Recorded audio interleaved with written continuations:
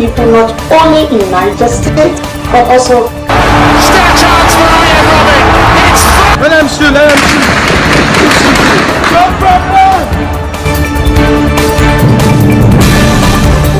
Good afternoon and welcome to the Gallery TV News Update at 4. I'm Eleje Chidima. On the news headlines, return to cabinet casts uncertainty over fate of Malami Ngige. Women Affairs Minister Tolin withdraws from senatorial race. Still on the news headline, train abduction negotiation deadlocked.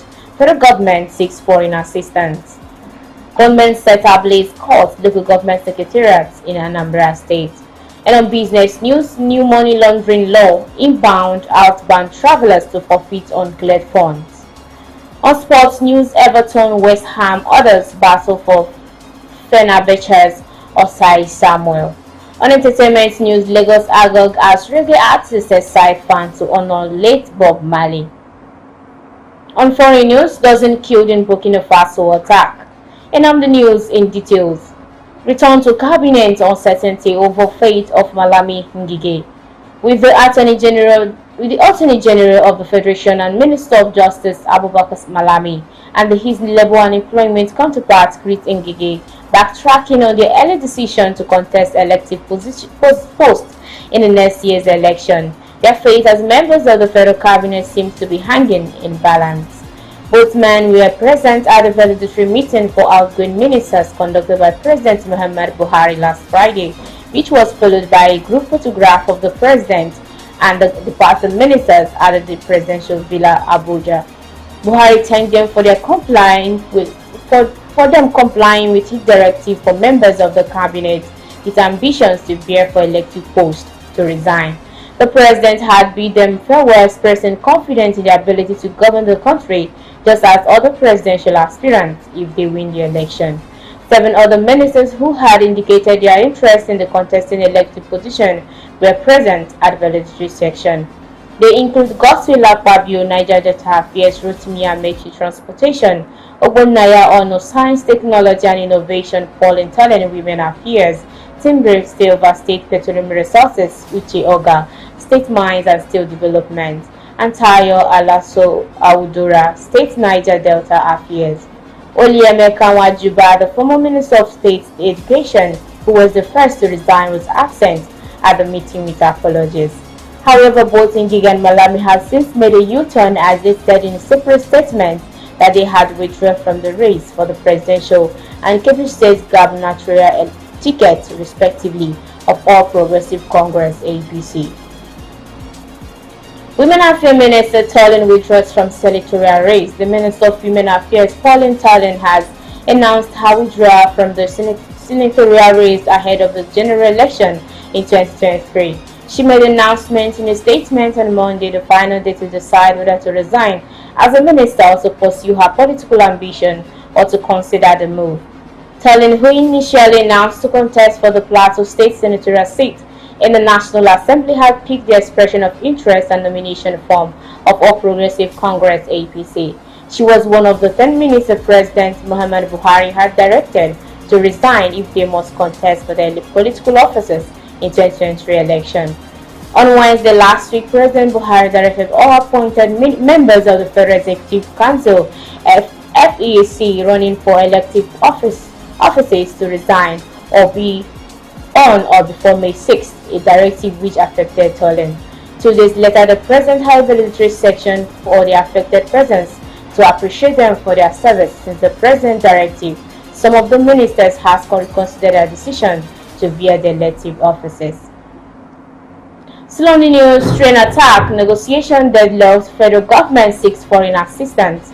The negotiation between the federal government and the abductors of no fewer than 68 Abuja-Kaduna train passengers may have deadlocked following the insistence of the government in the release of their commands in exchange for the abductees. Our correspondent learns that the federal government is seeking foreign assistance and technical expertise to resolve the impasse. About 8 persons were killed and 26 others injured when government bombed the train track and fired gunshots at the Kaduna-bound train. So far, the government had released 3 hostages, including the managing director of the Bank of Agriculture, Alwan Hassan Sadiq, son of Ango Abdullahi, convener of the Northern Elders Forum, and a pregnant woman who breathed air of freedom on Saturday. A woman was reported to have delivered a baby girl in the camp of kidnappers believed to be affiliated with the Boko Haram terrorist group. A security source privy to the negotiation said the negotiation has literally broken down. The bandit terrorists are still insisting on swapping their commanders in custody with the abducted passengers. The government is seeking foreign assistance to resolve the deadlock. A security expert said the decision to seek foreign assistance was in order, noting that the United Nations, United States, United Kingdom, and other Western countries have the expertise to assist the country. Meanwhile, the United States has again insisted that the military must conform to the Arms Export Control Act, the Foreign Assistance Act, and other international norms in the deployment and use of the Super Tucano in the country. Government set ablaze court, local government secretariat in Anambra. Suspected gunmen has set ablaze the Demili North local government secretariat in Ngige, and a magistrate court located source said the arsonists entered the premises on Sunday night to carry out the act. They were said to burn down all fires properties in the secretariat, including secretariat building. Videos and pictures of the incident circulating online also showed that the entire building had been reduced to rubble. Vehicles parked inside the local government secretariat was also burned to ashes. Confirming the incident, the State Police Command spokesman, DSP Tochukwu Ikenga, attributed the incident to unidentified arsonist. On business news, new money laundry law inbound outbound travelers to forfeit uncleared funds. With the newly signed money laundering prevention and prohibition into law by President Muhammadu Buhari, and into individual citizen or a foreigner can no longer make or accept cash payment of a sum exceeding 5 million naira or its equivalent, while a corporate entity can no longer make or pay the sum of 10 million naira or its equivalent. As stipulated in the legislation exclusively obtained by the Nigerian Tribune, specific provision for financial institutions or designated non-financial businesses and professions to provide for appropriate risk management system and procedures to mitigate risks posed by domestic and foreign politically exposed person, as well as any person who has been entrusted with a prominent function by an international organization, as well as casino business, including internet casinos and ship-based casinos. The piece of legislation further forbids an individual to conduct two or more transactions separately with one or more financial institution or designated non-financial businesses and professions with intent to avoid the duty to report a transaction which should be reported under this Act. Breach the duty to disclose information under the Act by another means. On sports news, Everton, West Ham, others battle for Fenerbahce's Osai Samuel. English Premier League side Everton have identified Nigerian bright Osai Samuel as primary target when the summer transfer window opens. The Toffees are in the market for a replacement for agent Seamus Coleman, who will turn 34 when the new season begins. It has been a disappointing 2021-2020 season for Everton, as they currently sit 16 on the APL table and are battling for safety. However, manager Frank Lampard is already planning on rebuilding the squad ahead of next season, and one of the players that have caught the eye of the former Chelsea midfielder is the former Queen Parker Reutemann. According to the Turkish website m.elsonhaber.com, Everton will submit a bid believed to be around £6 million should they survive relegation. Osai Samuel, who is highly admired as a right back in the Fenerbahce, who added the Everton transfer list, was added to the Everton transfer list at Lampard's request. If the Premier League team stays in the league, they will submit the official offer, the website wrote. On entertainment news, Lagos Agog asked reggae artists excite fans to honor late Bob Marley. No fewer than 15 reggae musicians on Saturday in Lagos excited their fans in a musical festival held in honor of late reggae legend Bob Marley. The musical festival featured renowned artists like King Wadada, Baba Frio, Marvelous Benji, Lam Lam, Black Simain, Fire, Be Clean, Benja O, Bunny, as well as budding reggae artists and comedians. The news agency of Nigeria 9 reports that late Bob Marley, who was born in February 16, 1945, died May 11, 1981, at the age of 36 from cancer.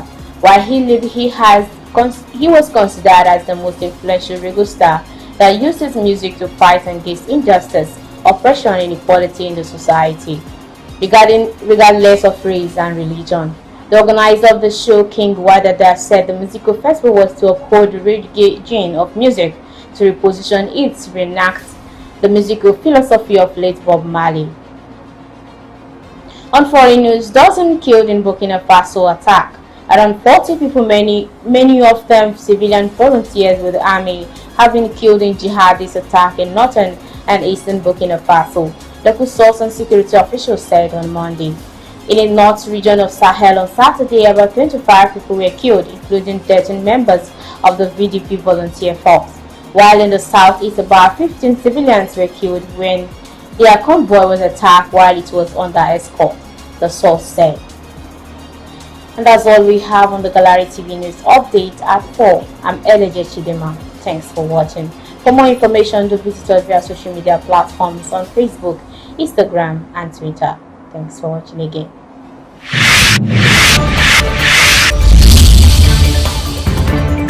Life of people not only in Niger State, but also Still a chance for Ryan Robin.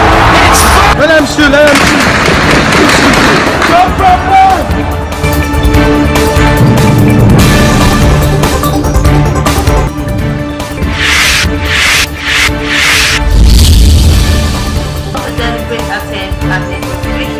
That the government upgrades. This is the vision is the long overstatement on ethnic. He accused the APC lead